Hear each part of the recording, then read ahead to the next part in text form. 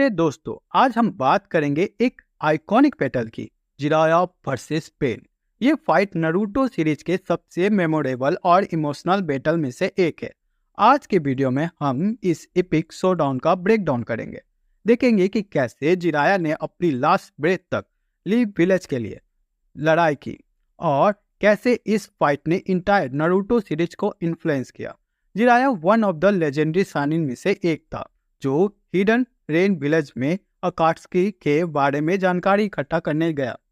यहाँ उसकी मुलाकात होती है पेन से, जो एक्चुअली उसके फॉर्मर स्टूडेंट नागाटो का कंट्रोल फॉर्म है। इस बैटल की इम्पोर्टेंस इसलिए भी ज़्यादा है क्योंकि यहाँ पे जिराया को अपने ही पास स्टूडेंट का सामना करना पड़ता है, जिसे वो कभी फ्यूचर लीडर मानता था, जो दुनिया में शांति लाएंगे। यही अकाट्सुकी के खिलाफ पहली लड़ाई भी थी। Phase 1 gathering Intel. जिराया सबसे पहले विलेज में इंटर करता है और आसपास के दुकान से कुछ पता करने की कोशिश करता है। फिर वो पेन का ठिकाना ढूंढ लेता है, पर जैसे ही उसे पेन के कई फॉर्म का पता चलता है, वो समझ जाता है कि ये लड़ाई आसान नहीं होने वाली। फेज 2 जहां उसका और पेन का पहला सामना होता है। जिराया सेज मोड का यूज कर एक साथ 3 पेन से लड़ता है और टोड को समन करता है। यहाँ पर वो पेन को एक दूसरे से अलग करने की कोशिश कर उनकी एबिलिटी समझने की कोशिश करता है। Phase 3 the revelation and real pain. जैसे जैसे फाइट आगे बढ़ती है, जिराया को समझ आता है कि उनका विजन कनेक्टेड है और सबकी एबिलिटी डिफरेंट है।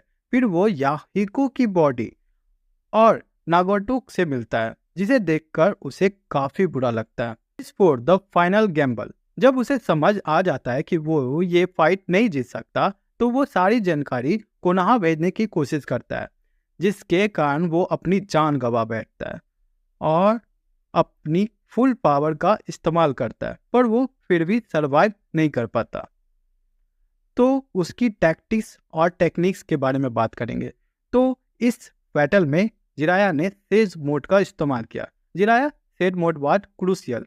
इसमें वो अपने फिजिकल एबिलिटी को बढ़ा सकता है, जिससे वो खतरनाक निंजुत्सु कर सकता है। आपने इसमें रशिंगान का जो फॉर्म देखा था, वो बहुत ही ब्रूटल था। समनिंग जुत्सु, टोड को समन कर वो एक साथ अलग अलग पेन से लड़ रहा था।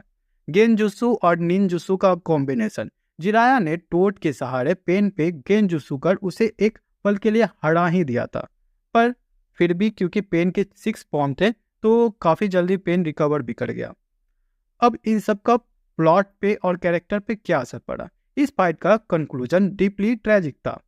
जिराया की डेथ ने नारुतो पर काफी ज्यादा प्रभाव डाला। ये फाइट सिर्फ फिजिकल बैटल नहीं था, ये 2 आइडियोलॉजी के बीच की लड़ाई थी, जो पेन और जिराया के आइडियोलॉजी को रेफर करती है। जहां पेन पीस लाना चाहता था अपनी ताकत के दम पे, और वो साइकिल ऑफ हेट्रेड को खत्म करना चाहता था। वहीं जिराया लव और यूनिटी के जरिए पेस लाने की कोशिश कर रहा था। जिराया की लेगेसी की बात करें तो दोस्तों, पेन की फाइट सिर्फ एक बैटल नहीं थी, बल्कि ये लेसन थी। जिराया ने एक सच्चे शिनोबी की परिभाषा छोड़ी और अपने दोस्तों के लिए काफी कुछ इंफॉर्मेशन दिया ताकि वो आगे की बैटल में जीत सके।